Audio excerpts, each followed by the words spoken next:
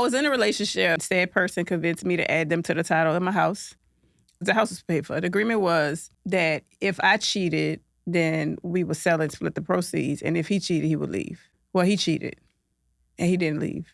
And I moved. I left the house. And I had to pay him a little bit over $100,000 to leave.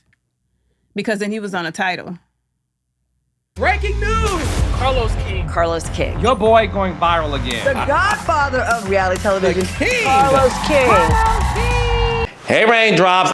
Thank you all so much who have subscribed to the channel. You guys have really helped spread the word, build this channel together, because I can't do this without you guys. And I know y'all want me to interview a lot of people, child, but in order for me to do that, I need to make sure my subscribers match the millions of people who do watch my videos. So all you have to do, okay, is hit the subscription button. That's it. I ain't asking for much, child. And enjoy this video. Hey Raindrops, on today's episode of Reality with the King, I am sitting here with a living legend and her legendary wife. But first, look, they have a new book out that I read cover to cover because y'all know I love to read a good book. It is called The Brat and Judy, The Way Love Goes. And when I say to you, listen, it's a book about triumphs, trials, tribulations, but most importantly, it's about two people who found love in all of the interesting places. So give it up for the Brat and Judy. You so stupid. Thanks for having us. No, listen, I've been wanting y'all on for 2 years. Right, Judy? You're right. You said the DM, I forgot. I'm sorry. I'm sorry. And every time you did Dish Nation, you did, but you said you wanted my wife every time. Well, You never said me. Well, Brat, in my defense, I know that you're very private. Mm-hmm. At least I thought you were. Mm-hmm. Because as I was reading this book, I was blown away with how transparent you of all people were. Mm-hmm. Because as a connoisseur of female rappers and girl groups, but I am like the connoisseur of female rappers. Judy, I don't know if you knew that. Okay. Mm-mm. I know everything about that genre. Mm-hmm. And with you, I remember being a teenager and Funkify came out and it really just stormed the airwaves. It was like this insane amount of publicity. And this is obviously, Judy, when people physically were buying copies. Mm-hmm. And I remember, I'm in Detroit, Michigan. I was a paper boy because I've been hustling since 12. Mm-hmm. And I would sell papers. And then in Michigan, they have recycled bottles. You get 10 cents per bottle. Mm-hmm. So I would carry 2 garbage bags of bottles to get money. Mm-hmm. And I remember buying the CD. Wow. Mm-hmm. Yeah, no, listen. Okay. This is real life. So the fact that this book really talks about you and you individually, but it also talks about, how you two found love. Mm-hmm. So my first question is, what made you two decide to do a book? Her. She didn't want to. I did. She felt like we didn't did television. We all on social media. What else can we give them? And I felt like you can always give just a little bit more, And then there's also another stream of revenue. So it's not nothing that is going to take a whole lot of time. And I felt like you can also give them a part of them that they didn't get to see on TV. Why don't we go a little bit deeper? Why don't we tell them something that we didn't mention before? Like when we went into the chapter about sexual chemistry, I was actually surprised at her because she's shy. Yeah.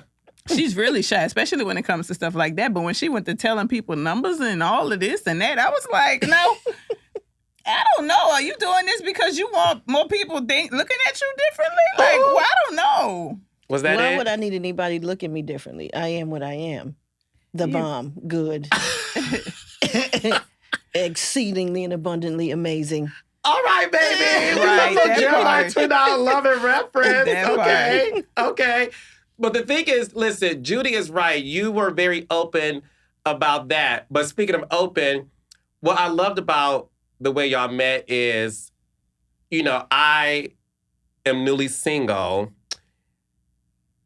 and I like to slide in DMs. And apparently you do too. Judy. Well, I mean, she I didn't slide in her DM. She was, she came and saw me at an event that I was at, and she was like, let's link later. So I was like, okay. When she said, let's link, I was like, we're linking. I didn't know she was trying to work. Okay. Well, what type of work? Okay. Not like that. Not like that. Yeah. So when you said that to her when y'all first met, did you find her attractive and figure like she... I was not even trying to look at her like that. I didn't even know she liked women. I didn't even know she was into girls. Kaleidoscope had hired me to do some jingles because she was hiring a bunch of celebrities to do like the jingles for the Miracle Drops. So I just wanted to meet the person that I was doing jingles for at Kaleidoscope. And she just happened to be on a tour in Atlanta. And I just was leaving the airport in Atlanta. I was like, I'm going to stop by here and say what's up to her, see how she's doing, meet her. You know what I'm saying? So I get there. It's like 10,000 damn people. I'm like, what is this? And they told her I was there. It took her like 20, 30 minutes to get to me. She walking through the crowd, taking pictures, signing autographs. I'm like, okay, who is this bitch? What is she? What did she do? You know what I'm saying? Because anyway, everybody was trying to get to her. So I'm waiting in the front, and finally she gets to me, and people are still trying to get to her. So I'm like, you know what? I'm going to be at the studio later. Let's link later. I'm going to get out of here and let you do what you do, and we're going to link later. She's like, okay. And then I left. And then later she came to So Def, and that was the link later. But she pulled up by herself, looking cute as shit. Anything she wears is going to be tight, but that body yaddy yaddy was like, and I was like, and she had on jewelry. I'm like, where's the crew? I'm thinking we linking to shoot some videos. I wasn't saying link like, let's link. Like, I didn't even know that she was You don't interested. have gaydar? No, like, I just looked at her as the CEO. Like, I had no idea at all that she was into girls. I didn't even think she was gay. Do you approach women? When you were single, obviously. No. So the girls will approach you back in the day. Most of the time, yeah. So you're seeing the Brat, which, by the way, you're fine, right? Whatever. I know it makes you uncomfortable, but Judy's a beauty, but you're fine. So when she said link, and obviously at this time you dealt with women before, you thought like, oh. Yeah, like she wants to, right. She wanted me later so we can She talk wants to and get to scope my know each collider. other. Yeah, yeah. Not scope my collider. Yeah, a little bit of that. Stupid. Yeah, but when I got to the studio, she was like surprised that I was by myself, and then she was, she just started. She was like, okay, well, then, we just started. She showed me around the studio, and then she was telling me about all of the things she interested in, and so then I looked at her and said, I'm interested in you. Since we talk about things we interested in, I fucked me up because she wasn't catching the cues. So I didn't even know any cues was happening. Like, I just did not think by any means that she was interested in me. Like, I thought she was interested in me doing some more promo because I'm the Brat for Kaleidoscope for Miracle Drops for the product because I was so good at making the jingles and stuff. So I was like, okay. I had no idea. So it totally fucked me up. Like, I've never felt like that before in my life. My swag left the doze. Like, I tried to smoke a blunt to calm down. The cherry from the blunt fell on JD's couch. I was like, oh my God. So I tried to get me some Hennessy. I was like, okay, bitch, you got to pull it together now. You got to get, so I get some Hennessy. I put the cup to my mouth. Man, the shit, it poured all down my shirt. I was like, you know what? It's not working. Like, it really messed me up. I had the butterflies. I was nauseous. I was like, what? Yes, it really messed me up. Like, when she was like, I'm interested in you, I was just like, what? What do you mean? Well, why did it mess you up to that degree? Were you not? I didn't expect it at all. Usually, I know. There are things that I see when people are trying to holler, like, I know. I feel like my gaydar was decent. But I had no idea. So after that, I was just nervous and super shy, and it just everything all bad for somebody that's supposed to be, swaggy like me.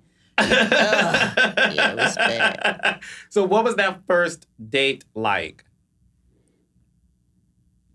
So that same day? Or That when same we day. first I mean, had a date? did things go down the first night? No. So that same I was day. so scared. I don't know. Right. That same day, eventually, I mean, we started talking. Like, after that happened, she was very shy, very, trying to, we couldn't really hold conversation Because eventually. I couldn't even stop smiling. It was real goofy. Like, Right. I was real goofy. I was totally somebody else. I had never been like really goofy. Like back to my childhood days, it felt like how I used to be as a child, like shy, hiding my mouth, feeling like my teeth were too big, and was my teeth? Did I need to get some new teeth? Like everything. I wanted her to really like me, so I started feeling like everything about me wasn't right, wasn't good enough. So I was like shy, hiding. I didn't want to laugh too loud. I was afraid to talk a lot because I didn't want no food to fly out my mouth if we was eating. Like everything, like unlike anything I have ever felt before since I was like in my childhood days. It was crazy. Will we contribute that to you have butterflies in your stomach because you were falling in love with her? Like, did you ever feel that way about another woman? No, not immediately like that. Like I don't know what was wrong with me. I can't tell you, but we tried to have a little date one time and I was hiding behind chairs. It was just me and her in a big old room with a pool table. We went to my homeboy Montana's. We was in his building on like the floor, one of these buildings downtown in Georgia. It was super nice. So I just made her, it was like I made her super nervous. she made me super nervous, like a little ass kid, like a little girl. Like, I'm telling you, like I was shy, I was bashful, I was hiding. It was the dumbest, most goofiest. I was like, this lady is gonna think I'm crazy, but I felt like I couldn't even control it. Like, I couldn't even look at her because I didn't want her to see like any imperfections. And it was, oh my God. Right, and then she started ghosting me. Yeah, she's leaving that part out. So what was ghosting like? She invited me to Atlanta. I was living in New Orleans. And I would fly all the way to Atlanta and she wouldn't answer her phone. And that happened at least 3 times. Now, she would tell you to come to Atlanta. Yes. And you would get there. Nigga. And she wouldn't answer. Did she fly you out? No. You didn't get her Delta comfort seat? No. Go ahead, Judy. That she always wants me to include in this is, it was 3 times, but it might have been 3 times out of 10, but 3 times is still too many. Like we did see each other at least 8 to 10 times, back and forth from whatever. But out of those, there was 3 hard times where I flew there and there was no answer. So eventually I moved on. But why didn't you answer? She's trying to make it like, because when I got home, first of all, I used to be addicted to my phone like she is. And when Ricky Smiley, he taught us to like, okay, put your phone down. When you get home, put your phone down, sit your phone on the counter. Because I used to be glued to the phone. So I had pretty much just trained myself really well to not pick up the phone, right? And so I guess when she was calling, she's trying to make it like, oh, I was doing other things, I was cheating, or all this other stuff. It wasn't necessarily cheating because we were dating, but we weren't exclusive. She would stop answering the phone after a certain time. And then you fly to Atlanta and she don't answer at all. Now, Brat, you my sister. You a legend. On behalf of the players in the Himalayas, that sounds like a player move. Whatever. You ain't okay. It's y'all not. Married not? It don't matter. Y'all's married It don't not? matter. Yeah, so It's not. It wasn't. she had like seven girls. 7 or so girls she was dealing with, women she was dealing with. You were at the time y'all were talking? I had a lot of situations, different things going on. And all those 7 girls approached you? Oh, yeah. Yeah. You were bad. But I knew that they were approaching me. Like I knew, you know what I'm saying? But yeah.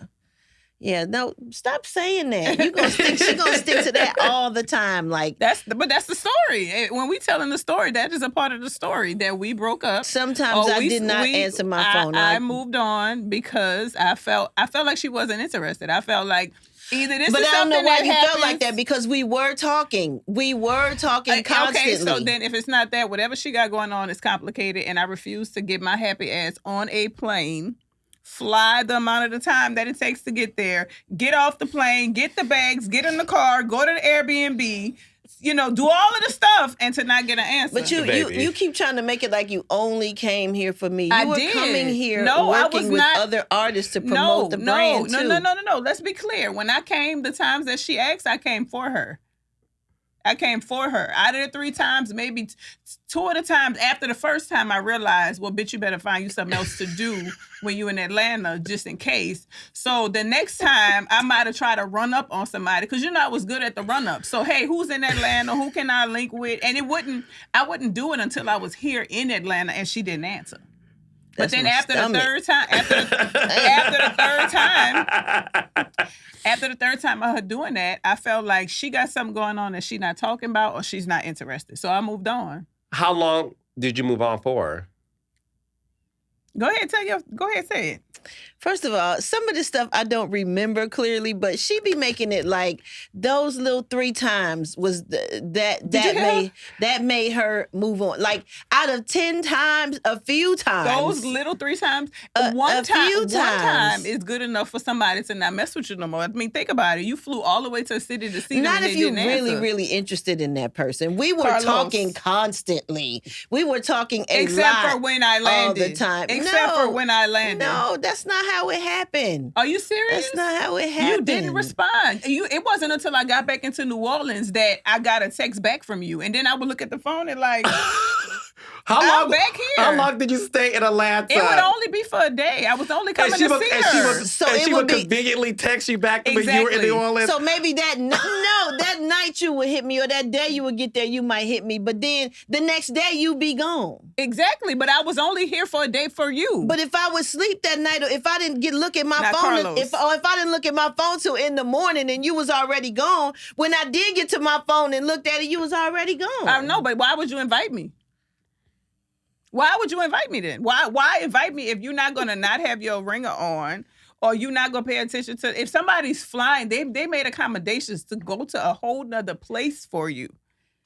Okay. I'm gonna leave it up. I'm gonna let you have it. I'm gonna let you have it because no matter what, the only thing that we like debate about that she still feels like it was okay. She feels as though, even though that happened, I should have told her I was moving on. And I felt like you should have told me you had something else going on. Because you ignored her. Yeah. Because she wanted me to ask you, how long did y'all stop talking during that period? What period? Because she always tell people I moved on and got a boyfriend. She did. My thing is, if I feel like we're talking, then we're talking. If you gonna move on, give me a heads up. Let me know you've moved on. That's all I'm saying. If you and I are having a situationship, or friendship, or talking ship, or whatever you call it, if you're moving on and don't want to do that anymore, I think you should let the person know, hey, you know what? I'm moving on. I think that's highly unfair. It says the person that didn't let me know that you had situationships. You had 6 or 7 different people you were dealing with and did not tell me anything about that. You love to say 6 or 7. You love to put a number on it. Was it 4 or 5? I think she created that number. How many was it? She started out saying like 13, and then it got down to 7. How many? Well, set the record straight. How many was it? I don't know for sure. More than 5? Probably. Okay. Yeah, like 6 or 7.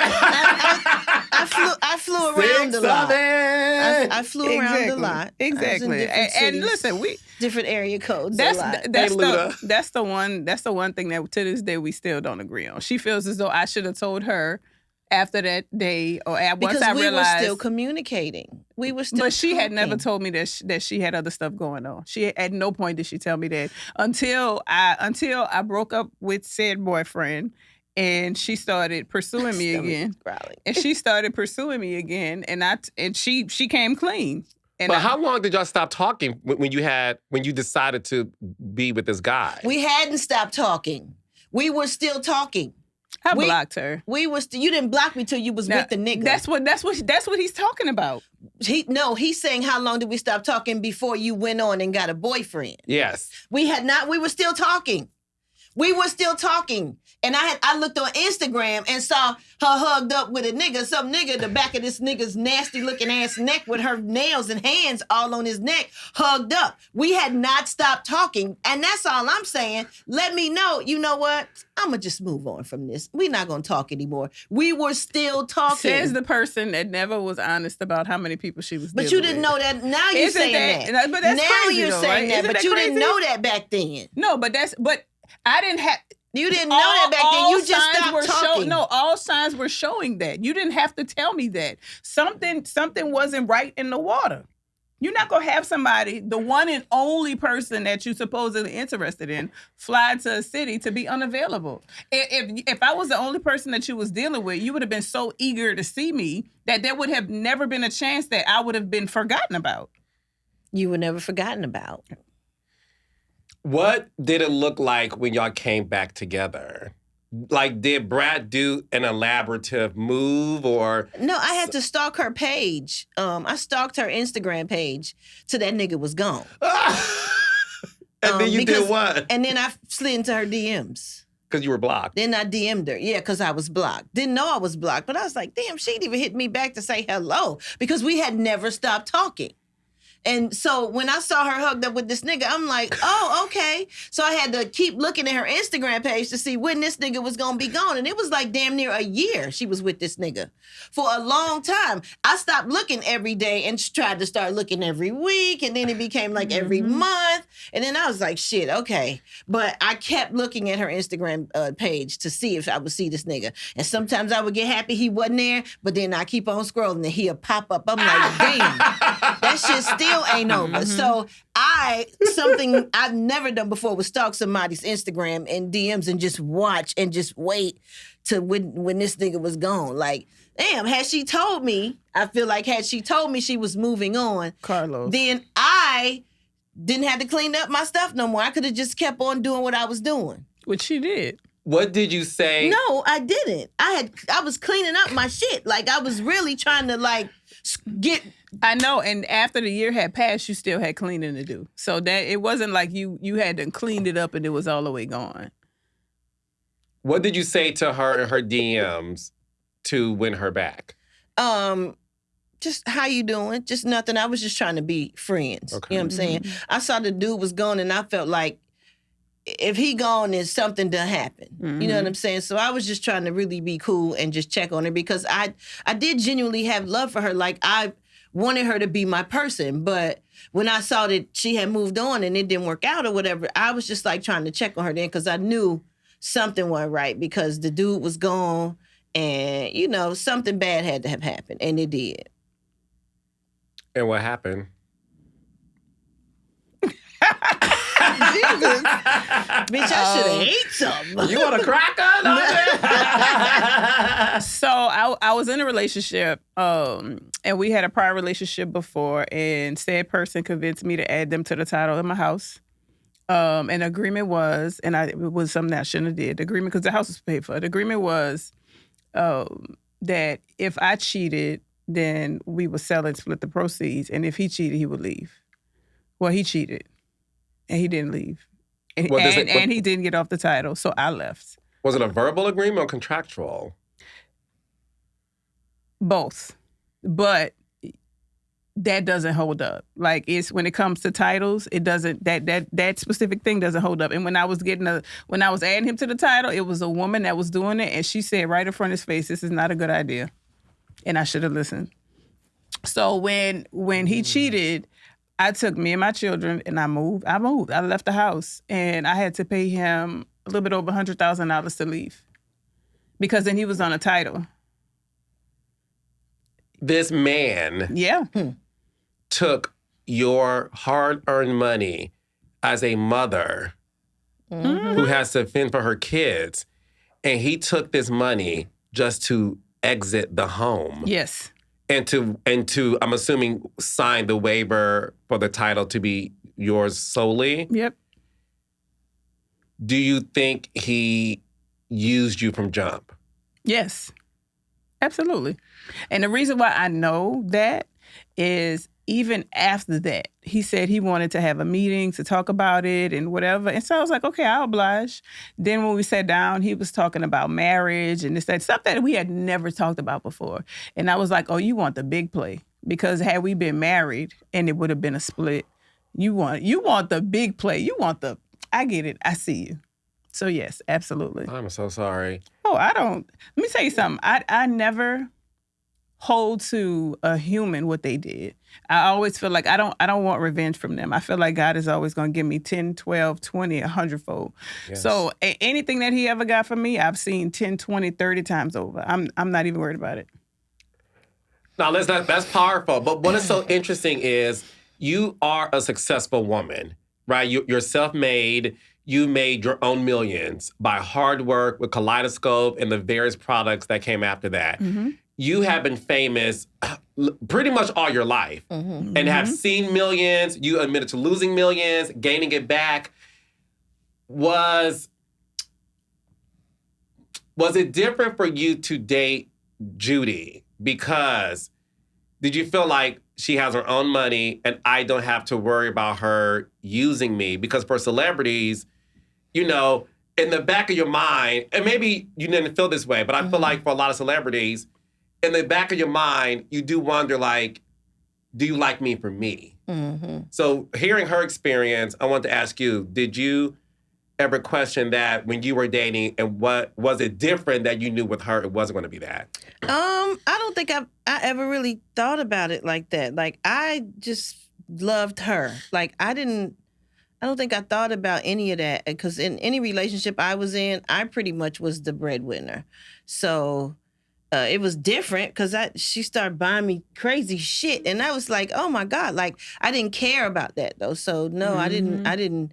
I remember the first time I was in the studio and we were dating, and her assistant came in. This first time she came to So Def when I was working, and I think I was in the booth, and her assistant came in with these big old Fendi bags and stuff, and it was like loaded with Fendi stuff. It was trench coats and backpacks and glasses and shoes and just outfits. And I was so excited. And I was like, so excited. I came in from out the booth. I was like, what is this? And she was like, well, I had got some stuff for me, so I got some stuff for you too. And I was like, you can take it all back. I don't want none of this shit. No, she said, it was a little bit rougher than that. Bring all that shit back. And I was like, what did I do? And she looked at me and she said, I don't want you for your stuff. I just want you. Was it difficult for you to receive love in that way? Yeah, yeah. Well, that is, I didn't want anything from her because what had just happened. She wanted me to taking advantage of her. That at no point I don't want the stuff. Right. Yeah. I just want her. I just want you. Like, right. If you never gave me anything, I don't want I'm nothing. okay with like no. I got my own stuff, and if I want something like that, I'll get it for myself. Like, but I didn't care about stuff like that. It was a kind gesture, and then to make her not feel bad, I kept a pair of shades. Mm-hmm. Wait. So you really had to take it back? Yes. I had to take it all back. And this was when that release came out, that Fendi collab. And so I felt like my stylist at the time could get us all of the stuff before it hit. And like I was super excited about all of this. She ain't. And I remember on Instagram, of course, years ago, when you cried when you bought her a car, and how you felt that was just like something that no one, and again, I forget what you said, but it was something along the lines of, you feel like no one does anything for you pretty much. So the fact that this woman did something for you this elaborate. Yeah, it was crazy. Like, I had never had anybody do nothing like that for me. Like, a car, a Bentley at that, like that. It was just crazy. I didn't know what to do with myself. Like, I was just like, she walked off. I ran. She hid in the house. I hid in the house. I ran. I cried. I was going through all kind of emotions because I was like, why is this happening to me? Like, why is this woman buying me something so elaborate? Like a Bentley. Who get a Bentley for a gift? You know what I'm saying? Like, I don't know. I wasn't used to that. Right. The more she told me no, the more I wanted to give her. Oh, my God. And the more she did. Yeah, because I knew she didn't want it. And I feel like that's the people that really deserve it. Well, that's the reason why I'm happy that you two did write this book, because, listen, for me, I feel like you don't have to be in a same-sex relationship to read the book. Right. It really is about two people finding love at a time where you both individually were going through, not the greatest things in your lives at that time of you guys meeting. We talked about that earlier. I do want to touch on sexuality because, in the book, you do touch on the fact that when you were coming up in the game, it wasn't popular or spoken of to speak about your sexuality. And again, I've been watching you since I was a teenager, and obviously, this is when they had Word Up magazine. There was no social media. It was just all magazines and maybe a few message boards. And when Funktify came out, we were all impressed with your artistry, your lyricism. You are the first female rapper to ever go platinum. And then conversations started to arise about your sexuality. And I do remember there was this big deal about you and Allen Iverson dating. And people were sort of like, okay, well, we thought she was, but she isn't. When you were coming up in the business, was dating Allen Iverson your way of dispelling the rumors? No. I dated guys, just people that didn't know me didn't know that. Like, I dated through high school. I was bisexual. I dated guys as well as girls. I didn't start dating girls till actually I started making Funktified. That was my first girlfriend. I had never had a girlfriend. I didn't like girls. I didn't know anything about that. I grew up in a sanctified church, so that was not a thing. So I dated guys. You never, like, I knew I was gay when I was 7. My father said he knew when I was 5 because he said I walked around with a broken wrist. And I used to read bridal magazines. And he said, I knew since you were 5. And I said, well, damn, you're going to tell me? I knew at 7. So I knew at 7. Okay. And again, everyone's story's differently because, they love to say we all the same. And we're not. Right. But I knew at 7 that I didn't like Keisha. I was into Keith. Right? You didn't have any of those feelings growing up. No. No. I mean, I looked up as a young girl. I looked up to older women that I wanted to be like. You know what I'm saying? Like supermodels and stuff like that. Like you wish you were famous and you wish you wanted to be on TV and stuff like them. But no, like I wasn't like, ooh, I want to eat that pussy. Like, Oh my God.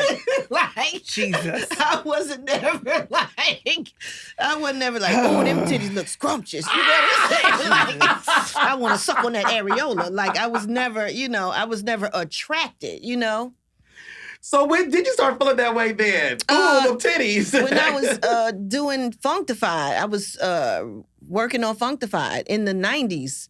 When I was signed to Sony, somebody worked at Sony, and she kind of was interested in me, and we talked on the phone a lot.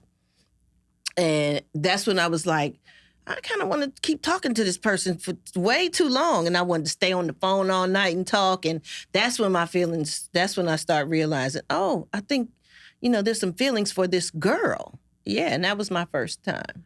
So the Allen Iverson relationship was real. I dated guys and girls.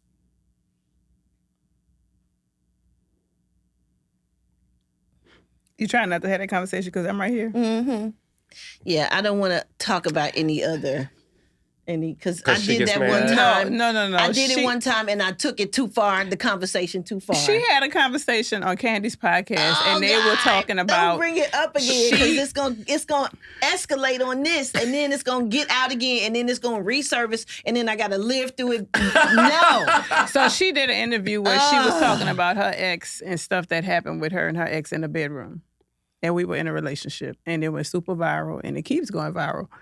And that's just the person that it happened. So it was on Candy's podcast or thing. So that's the only reason she don't want to talk about it. But nothing wrong with talking about it. But what she was talking about, what she was talking about was in the You didn't like the specific details about it. Okay, and once that's she fair. told me about, like, I didn't know that she wouldn't appreciate it, the conversation. But once she told me about it, then I was like, damn, I shouldn't have done that. But I didn't know. Like, I'm not going to do something intentionally that she doesn't like. You know what I'm saying? So had I known that it was going to do that or affect her in that way, then I wouldn't have talked about it in depth. She was like, well, how would you feel if I did that? And I wouldn't like it.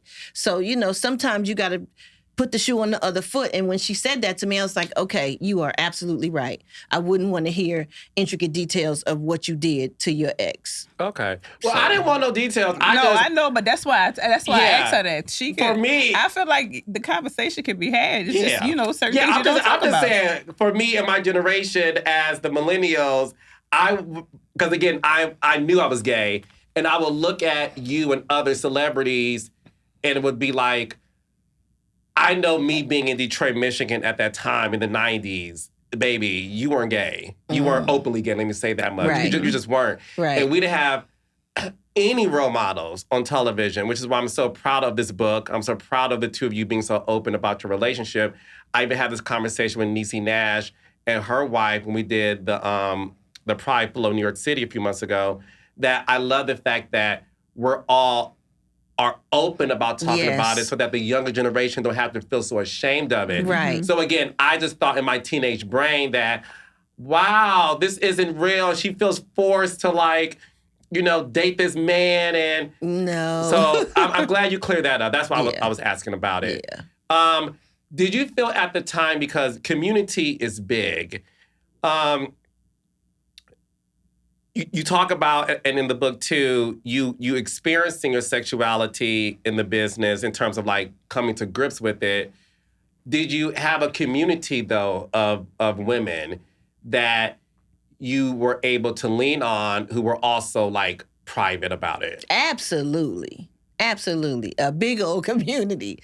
Yeah. A lot of my friends. Yeah. What do they think of you now being so open about it? Some of them are open now too. And some of them are not. Yeah. So, we don't really talk about it much. I mean, we all still love each other and respect each other the same way. The ones that talk about it more, we talk about it together. And the ones that don't, I'm not going to put anybody on blast. They remain private, and that's good. That's cool too. Whatever they're comfortable with, I'm cool with. I'm that type of friend. I'm going to respect and represent them no matter what they do, wherever they stand. No, and that's real. And that's why in the book, when you talk about the fact that you met Judy, and baby, everyone knows Judy, okay, from the business to the mogul to being a personality, what you guys touch on in the book was about the fact that you love her, but now it's we got this TV show. And then even for you, I'm not in the closet, but I'm also not open to tell all my business. And right. and there is a distinction. What made you comfortable accepting that, okay, the world is about to see me in this light of being in a relationship with a woman? Was that scary for you? Well, at first I did not want to do it, but anything that I'm scared of or have apprehensions about, my wife makes me feel comfortable. And I'm safe in her arms, no matter what she says or does. She makes me feel comfortable. And we have in-depth conversations about how things make us feel. And I felt like it was important for the world to know our story and how shit went down, and how it still is, and the real things, not just the sugar-coated stuff or just oh, it's okay, he, or just the good stuff.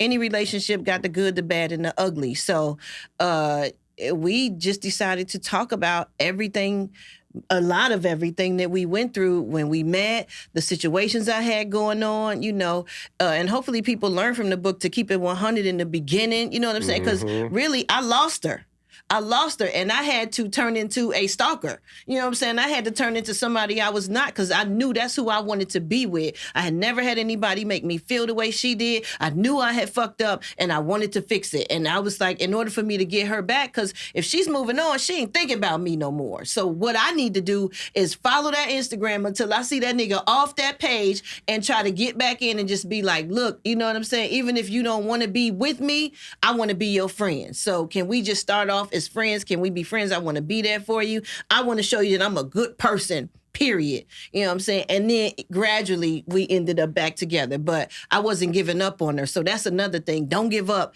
if you know that's your person. You know what I'm saying? I never felt like that, and I knew I wanted her to be my forever. Is she your first love? Yes, I have to say that, yeah. Of course, back in the day, when you be in love, you'd be like, oh, no, I love this person. But I have never felt love the way that I feel it now, the way that I felt it when we first met and stuff. So, yes, absolutely.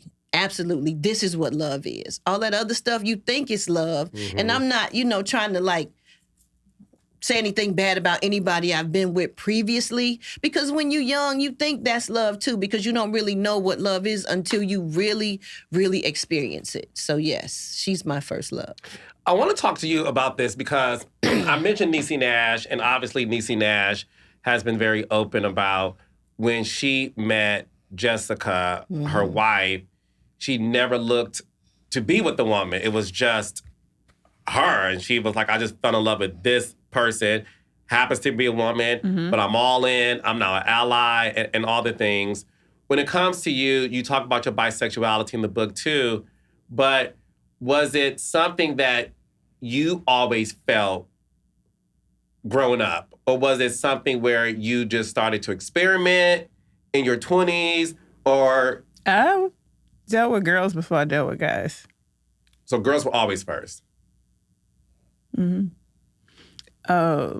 Yes.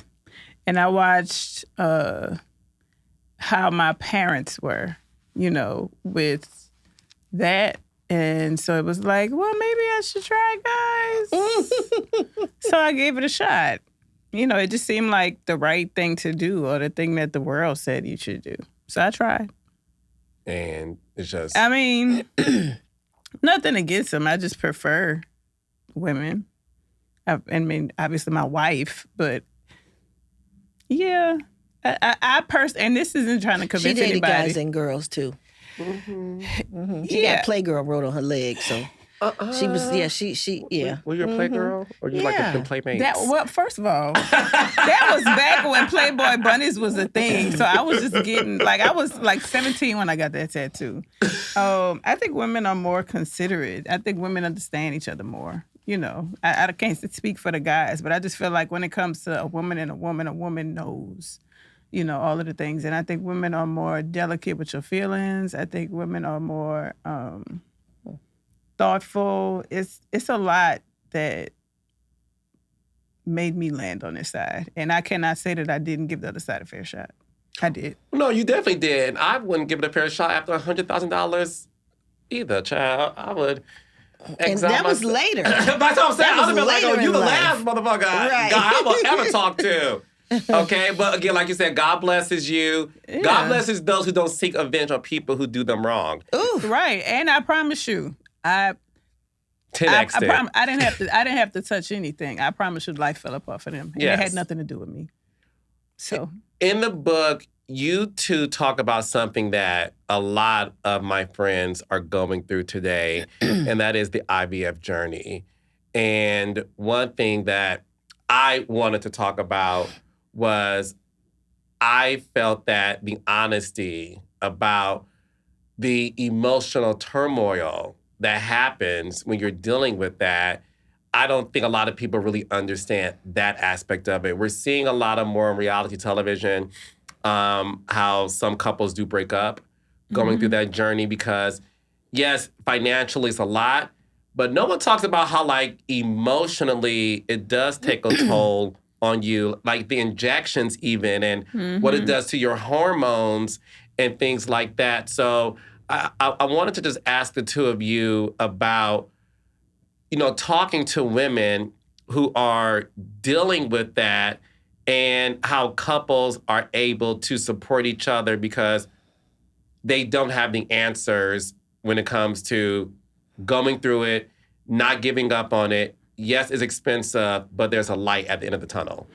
Yeah, so we both took, since she carried and it was my eggs, it was because the medication is taxing on the body, but also taxing emotionally. Yeah. So it makes you cranky, it makes you grumpy, it makes you quite a few different things. But I felt like if you have a supportive partner and we're going through this together, we have a common goal. Even when our first pregnancy that she carried, we lost pretty early. So then there's you continue in the journey. Because at that point we could have said, no, this was a lot. I don't know if we should do it again. And we did it again. It was successful and have a healthy child. So I think it's just understanding everything. I think IVF being fairly new, at least it was absolutely new to us.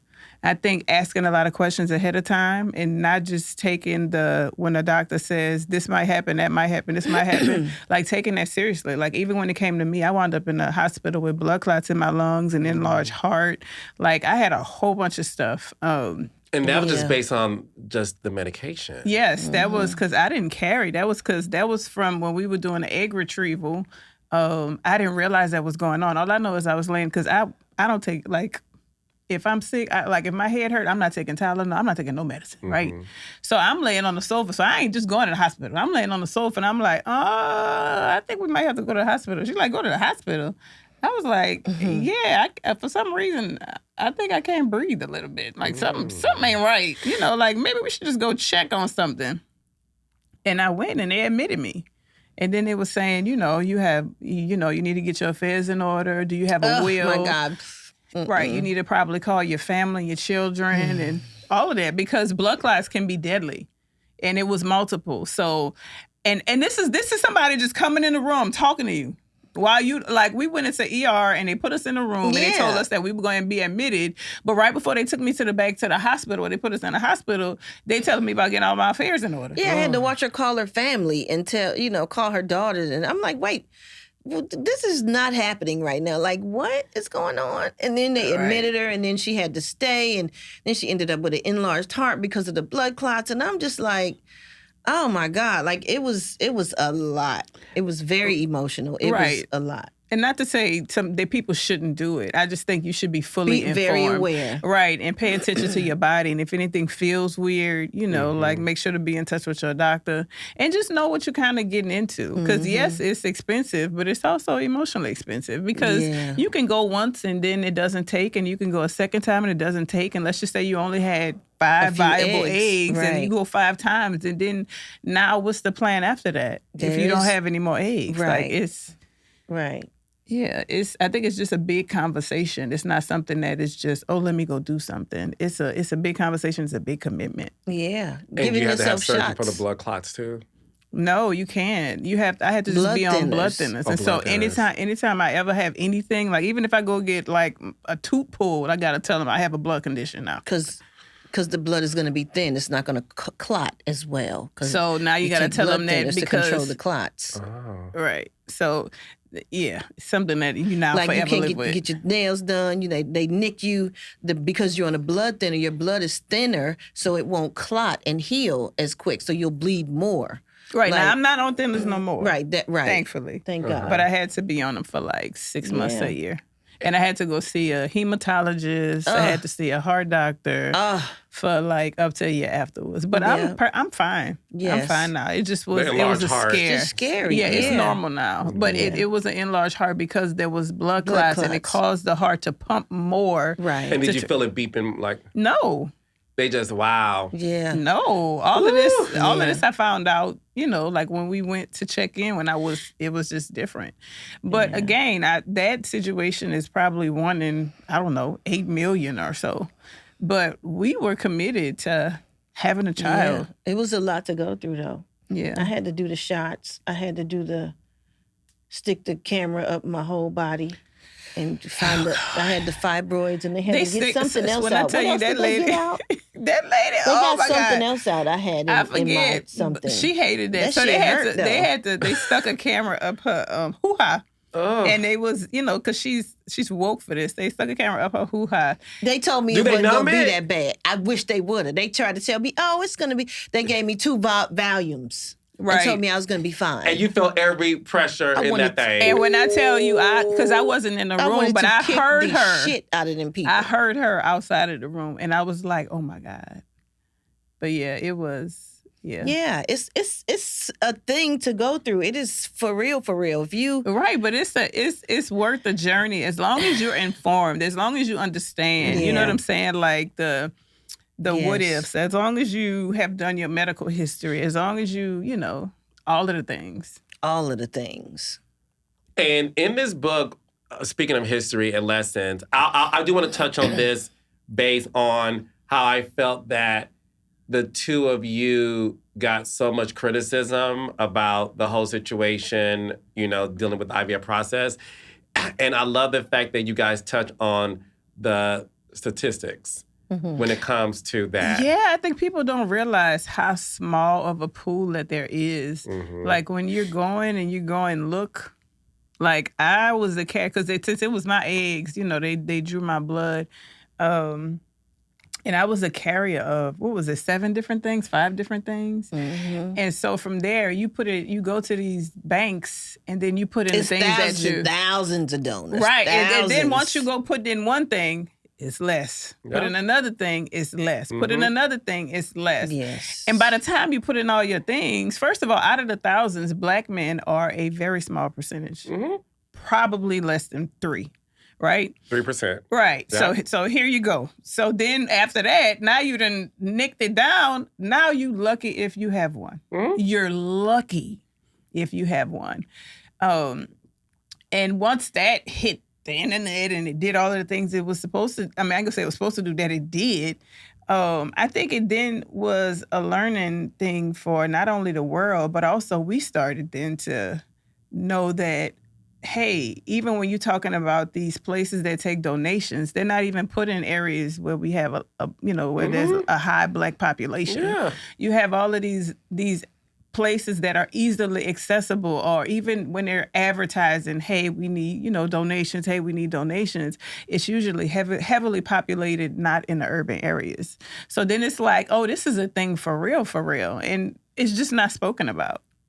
No, and that was the thing because, listen, being a part of the community, a lot of my friends who are same-sex male couples, their egg donor aren't Black women. None of them. Not.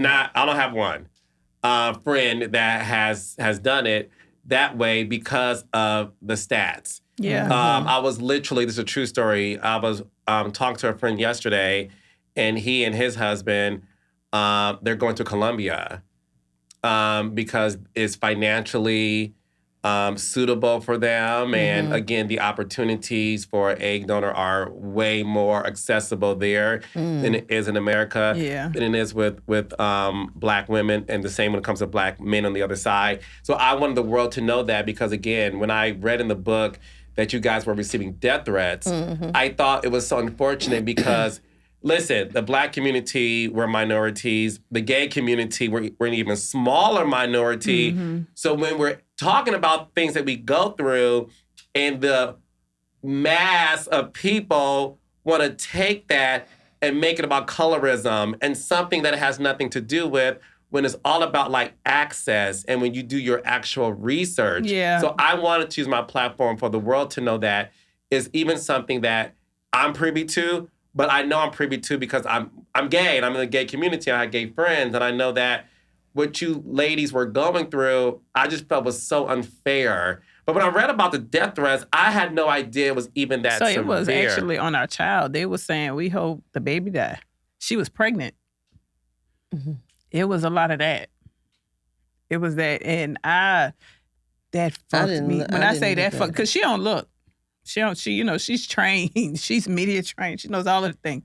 A bitch new here, okay? So I don't, like, I don't read it. What you said, and when I saw it repeatedly, and I'm talking about DMs and everything, I'm just like, how could anybody wish death on our unborn child? Like, pregnancy is a big deal. Carrying a human is a big deal. Her carrying a human at her age is a big deal. And yeah, that fucked me up. I don't fight. I want to fight. I ain't gonna lie. I want to find all of them. Yeah. All of them. Yeah, and it's just, listen, that's why Look, unfortunately, with social media, there's a lot of pluses to it. I mean, listen, I think I can speak for all of us. We made a lot of success off of social media, so I'm not one to denounce the gifts of that. But like with any situation in life, there are some curses to things, and I think, unfortunately, it just gives people the power to say the most heinous things because, look, you growing up in this business, you never had to deal with that level of like, I can literally, like you said, I can literally be chilling. And just so I happened to want to peruse through my phone and have to be subjected to stuff like that. I just, it makes me angry. But again, I wanted to let the world know with my platform that it had nothing to do with a desire for other. It had everything to do with access. Yeah. And we have to educate our audience when it comes to just because something doesn't make sense to you guys, it doesn't mean that they're making excuses for it. It just means that you guys aren't privy to it, and that's fine, but allow yourself to do research on it. And I had to share my experience because I'm letting them know that for even Black women being donors is less too. Is less as well. So I wanted to make sure we did that. Before I let you guys go, I did want to talk about the fact that you two are a power couple. Okay, and we love the show. I know you guys are raising a new bundle of joy. But is there any chance we can get y'all back on television? Whether it's digital, because I think digital's the future, but we miss y'all on television. So many people say that to us everywhere we go, anytime we step out of the house. So my wife has been working on some stuff, I think, and she's trying to get us to start filming again. Oh. I was trying to take it in-house, so. Can I give some advice as a producer in this business for over 18 years? Go ahead. Sure. Take it in-house. Yeah, that's what. Own it. Yep. Do it the way you want it to do Well, it. not only that, I don't even know if I was gonna shop it. You know, I was just gonna distribute it where I wanted to distribute it. That's what I'm saying. We have our same crew that shot Brat loves Judy, so we're comfortable with it. I know what we can, what we're willing to share, what we aren't willing to share. I know with my with my wife being a first-time mom and also a convicted felon, the lines that cannot be crossed in order to have all of my family home and nobody locked up. So, and we were real executive producers on our show. So, meaning we saw the edits before they hit. Yeah. So we also are not going to make it so like fluff. It ain't gonna be all, you're gonna see the ugly, you're gonna see the raw, you're gonna see the same stuff you saw before. But I know what the limit is. And so I felt like that was safer. No, and I think it's necessary. Because again, even in the book, when you talked about going through the process of going to prison and how you were there just being supportive and just like writing and even, just going through all of that situation and just having a support system for you. Was it challenging for you leaving prison to feel like, could I get my career back? Because you've been on fire ever since, but being inside those walls. Oh, yeah. Did you? Yeah. When I got out, it was like there was only one female rapper, and that was Nicki Minaj. And it was like the labels weren't letting any other females get to it. Like, where was everybody else? That's what I would wonder when I came out. Like, where's everybody else? It's so many female rappers. Like, why are they not? But I don't know. It seems like at the time, like, the males dominated. Like, it was male execs. It was male this. It was male. Like, they were not letting the women in anywhere. That's why I'm so proud today to see everybody doing their thing. You know what I'm saying? From Cardi to Megan to everybody. Like, who's my favorite? What's her name? Doechii. Oh, God, I love Doechii. Doechii, yeah. Like, to see everybody and they're all different, I love seeing that because it was not like that. Like, for a minute, like, it was like, where is everybody? So, yeah, it was rough for me to get back in the game. But once I got back in, now it ain't no stopping me. Now I'm doing everything. Now I'm executive producer. Now I'm writing for other people. I'm doing all kind of stuff. Well, I've been writing for other people, a ghostwriter for other people. But yeah, like, we're doing everything now. And I'm so happy to see all the females doing their thing. Can I ask you this, and we can take this off if you want to? Absolutely. How do you feel about what's happening with Nicki Minaj right now? Because, and to me, it's less about the political side, although if you want to talk about that, you can. Like I said, I am obsessed with female rappers. I grew up on you, Kim Fox, Eve, Queen Latifah, like all the girls, right? What do you think about what she's going through right now? Because there are people who do feel like no one knows what it's like to be a female in this business. Right. And there are a select few who do feel like because she was one of the only ones to make it to the massive heights that she did, that no one knows some of the shit she had to go through being a woman, dealing with the male executives and all of that stuff. And a lot of people are saying that they feel like unless you walked a mile in her shoes, you may not understand the choices she's making today with the political stuff or everything else. But what are your thoughts on that? Because I feel like I can't speak on it, she can't speak on it, but I feel like somebody who paved the way, you could speak on the essence of what it was like to be there. And do you feel like there should be some grace given? I can't speak for Nicki Minaj. I can't speak on her actions or what she does or why she does what she does. I just feel like we all do things that we feel like we have to do for ourselves, for our family, for our livelihood, and for our career. So if what she's doing, if she's happy with it, then I'm happy for her. She's doing whatever she feels like she has to do. She knows all the things that she got to go through from doing the things that she's doing. So, if that's what she feel like doing, then more power to her. Like, she's an adult woman. She makes her own decisions. And if that's what she's doing, that's what she's doing. Do you feel like you get the respect that you deserve being the first female rapper to go platinum? Because when people talk about, that era, listen, this, they will always say, Kimma Fox, Kimma Fox, Kimma Fox. And stand them down, have every album. But I always felt, and I said this to you at Dish Nation once, I always felt like, but your name isn't mentioned as much, and it bothers me.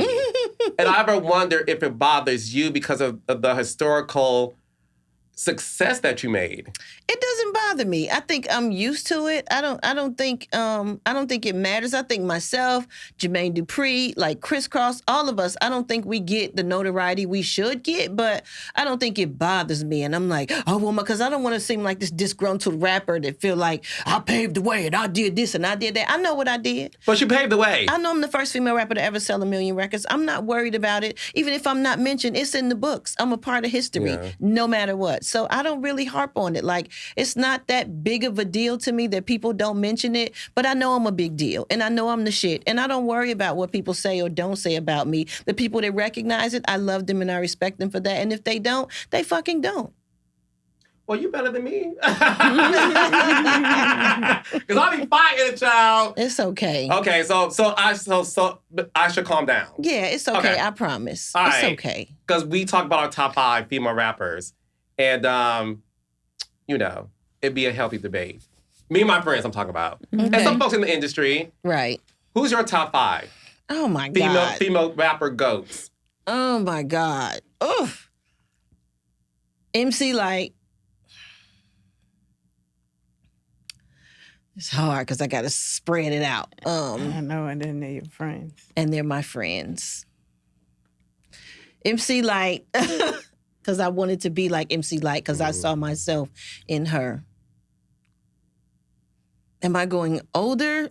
Every 5, period. 5, because again, when sports analysts talk about the ghosts of the players, or listen, when the dudes talk about their ghosts, it's always like KRS-One, Rakim, Jay, Biggie, Pac. So everybody. Okay, so it's MC Light, it's Moni Love, Jesus, and then I have to get into Shauna. I love Shauna. That's my sister from Chicago. Shauna from DTP. They don't know about Shauna. I play her songs. Shauna is one She's of the part most of Ludacris. She's on the rappers. What's Your Fantasy remix along with Trina and Fox. Yeah. She had a song called Get Some Head. Yeah. Okay, I'm sorry. Shauna. Of course, Missy Elliott. And I got one more and I have to give it to Doechii. Ooh. Yeah. Yeah. That's a good list. Yeah, because Doechie's so outside of the box. There's nothing regular about Doechii. You know, I just love her. I love her style. She beat the odds. She's a beautiful brown-skinned girl. Like, I don't know. Just Doechii. She gets that last one. Don't get me wrong. I love Cardi B. She's one of my favorites. I love Glorilla. Like, I love Megan. But those are my 5. Okay. Those are my 5. Listen, stand on it. Yeah, I will. Okay. Do you have a top 5, Judy? I'm staying out of that. I'm going to give all 5 to my wife. Good job, beautiful. 5 mics. So look, talk to your fans and Migraine Drops about why they should pick up this book that's available out now. You go, beautiful. I think that they should pick up the book that's available out now because we are a regular couple. We're human. Everything is not always peaches and cream. We go through the good, the bad, and the ugly. We have disagreements. We try to figure out the best ways to resolve those disagreements. Sometimes they don't get resolved. My wife is... She loves to walk out on an argument. We'll be having an argument and she will just, she'll get so heated that, she'll just walk out. Where I like to talk about it, like, get your ass back here, let's fucking talk about it and resolve it. She likes to walk away and we're still dealing with that because she likes to go take a breather, compartmentalize is what she says, and but then she'll start doing some other shit, and then she'll forget about me. The people should get the book because okay. It's relatable. It's relatable, and we deal with real life situations. Okay, we have love lessons, we have life lessons, and it's not just it's not same sex. It's just relationships in general. Oh, no, I want the world to know. This book is for anybody that's in a relationship, considering starting a relationship. I read it and I resonated with it just in terms of when you guys talked about in the book, just being there for each other through the tough times and how this shit ain't easy. Right. And it's not easy when you're in the limelight, obviously. Right. But it's all about the foundation that you guys have. And I want all couples to read this because primarily it is about trials, tribulations, and triumphs and how everybody's love story looks different. And it's not Love Jones. It's not The Notebook. It really doesn't look the way you think it's going to look. I mean, even when you guys talked about it earlier, so it's all different. So I love this book, and I'm so proud that you guys have this. Thank you. I really am. I was telling y'all publicist Vaughn, I said, I read it from cover to cover, child. I got so many questions. Yeah, we worked. And then we did the audiobook, so it's our actual voices. Yes. So you hear her side. I mean, you hear her voice, and then you hear when you hear me, it's the truth. You hear me, you hear the truth. The truth is my voice. You hear her side and the truth. So you have to do like a rap audio version. Oh, God. New album coming out, Brat? you know how much music she's sitting on? I know. I know. And Jay, she got, he be when telling I me, say, he be like, talk to her about it. She has it. She ain't releasing it. Right. I said I was gonna leak it. Don't That's do what that. I said. I was gonna either go on live or do something and just leak a little bit of it. For what? People don't appreciate it the way they used to. See, that's why she don't want to release It's very different. And it takes some adjusting. You got to get adjusted to how it is. And I don't just want to put my shit out and it's out a week and then I need a new song. I need my shit to be spread out and, it be heard and appreciated. I don't know. I just feel like my body's at work. I want to appreciate way shorter right now because they're fed content and that's hard so to often. accept. Like No, but that's why a lot of these artists now, they're not even focused on music anymore. They're focused on endorsements because the industry is so broke. No one's making money off of streaming, unfortunately, unless you're a big artist that can sell touring. That side. But other than that, it's hard. It really is hard. But that's why I'm so happy that you found this new lease on life when it comes to your career, like with Ricky Smiley and with the shows and the EP and the Kaleidoscope by the Brat, hair care that my wife, I made her sign a licensing deal for that. did. She didn't want no money. I made her sign a licensing deal because I didn't want to feel like I was taking from my wife. It's her likeness on the product. Child, we all need to find ourselves for Judy. You did that. All right, so guys, pick up the book. It's out in stores now. You can get it on websites too, and also the audiobook. Look at them. They cannot keep their lips off of each other. But again, this book is about relationships. It's about triumphs, trials, and I'm telling you, you're going to be super inspired. So y'all know I don't cap when it comes to what I endorse. I am endorsing this book. So please get yourselves a copy. I'm gonna have to sign mine though. And we also got, okay, so listen, you be on TikTok Live selling your butt off. So you can do a better job than me. So here you go. We got your products, Judy.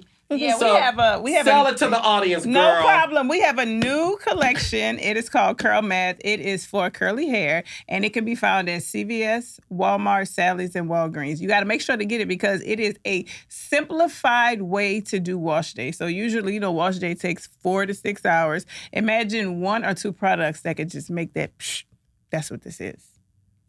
Oh. Mm-hmm. Well, Don't worry about it. I'll get you the Miracle Drops. Right. I'll get you the Miracle Drops. You can use them on your beard, too. Okay, I can use my beard? Yes. Yeah. Okay, Yes. so listen. All right, so we have that. And the thing about this, too, Smell it. oh, you know I'm about to, baby. And that's actually my personal one, but I know. I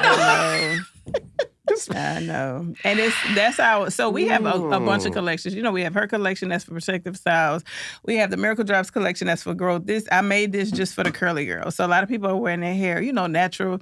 And we have made stylists before, but they were focused on other things. This one is focused on curly hair, it's focused on definition. And it took me about 3 years to come to market with it, honestly. No, because you do your research. Yeah.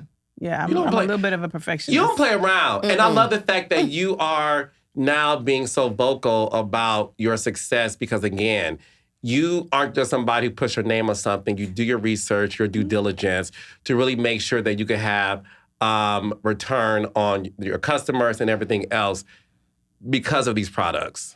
Yeah, and you know what I think? And I probably have to start working on it. I don't lead with that. Like Kaleidoscope has crossed over $140 million. So I don't lead with nothing like that though. I feel like I built a community not to make money. I built a community because, and not only that, on inclusivity. Like people have seen me on live with makeup on, without makeup. They know the good, the bad, the ugly.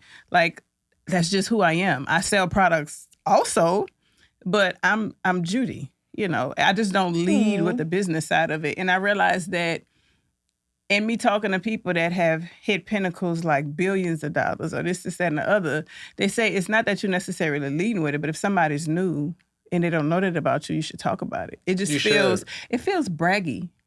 Well, no. I get that. But I'm going to tell you something, because people used to say to me, growing up in this business, and you know a lot about this, they always taught you to be humble. Mm-hmm. Yeah. And I always took being humble meaning don't talk about your success. Mm-hmm. Yeah. But that's not true. Because then that's cocky. Right. So because I read the Bible too, humility means you give it to God. Okay. You don't take glory for it. God gets all the glory for everything. So God wants you to brag about your blessings as long as you don't make it about yourself. So yes, you cross over 104 million, but you're very... 140. 140. 140. Sometimes I'm dyslexic and the numbers go a different direction. I didn't mean 104, I mean 140. Just to be. So she and corrected me. And we give God the glory. Yes, no, I had that in my bio. Yes. But that's what I'm saying. Yes.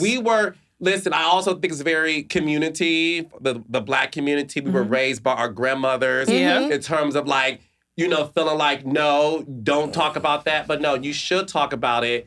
Give God the glory because the Lord giveth and taketh away. Agreed. And the moment you make your success all about you and he gets no glory from it, he takes it away from you. So no, continue to brag about it as long as you always tell people this is because of God and the blessing. Does. And I know she does. That's why I'm like, you should.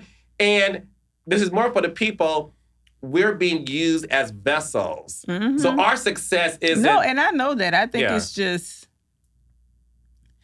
I think what I don't want to be is what I see on social media. I see so much cap. I see so much stuff that makes people think it's impossible. So I try to be a light in all of that to say that anything is possible. I don't make what I'm doing so far-fetched that somebody feels like it's unattainable. So I'm not leading with my accomplishments. I am telling you that, I got put out the house at 17, 3 children before the age of 19, and I made it.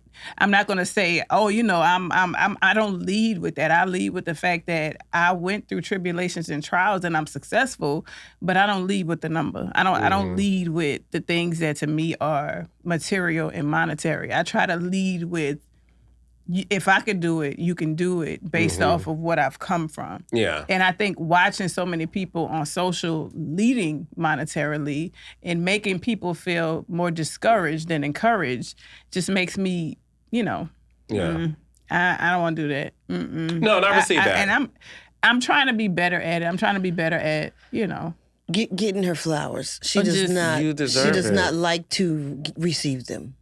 You have to. She doesn't. You have to. Oh my God. You have to. Look. I feel like though, and this could be debatable, I feel like humans have different purposes. I feel like my purpose is to give, not to receive. But that's not fair because you always give and you should get flowers Yeah, for all of your I was gonna giving. say, I hear what you're saying, but I also feel like you have to replenish what you give out too. That's fair. Do you know what I mean? So I feel like this. It's beautiful that your intention is to give and you find joy in giving, but I don't want you to get the uncomfortableness when it comes to receiving it, like she did with the Fendi bag that you have to take back to the stove. Whatever. Okay? Right. So we ain't doing that. I didn't need it. Well, next time, honey, I will accept all gifts because I'm a receiver and a giver Oh, God, in more ways yeah. than one. All right, thank you. Okay. Okay. That was cute. That was cute. Clock That that was tea, cute. bitch. You know I can do a little something. Okay. Thank you, guys. Thank you. Thank you. Thanks for Carlos. having us.